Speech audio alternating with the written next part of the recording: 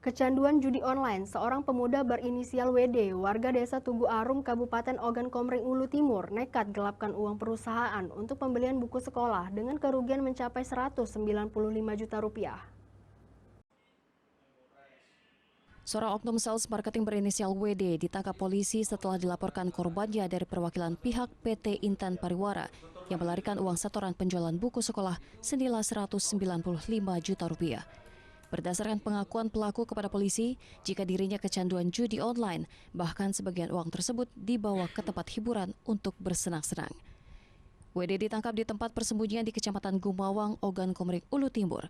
Dalam penangkapan, polisi mengamankan barang bukti 120 eksemplar dan kwitansi pembayaran dari pihak sekolah. Adalah dari daerah Jawa Tengah, namun dia ke Ogan Timur ini untuk bekerja.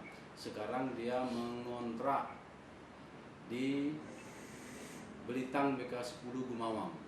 Jadi pelaku ditangkap di kontrakan ya, Pak? Ya, benar. Pelaku dijerat pasal 372 KUHP dengan ancaman hukuman 4 tahun kurungan penjara. Dari Oku Timur, Jatmiko Francisco, iNews melaporkan.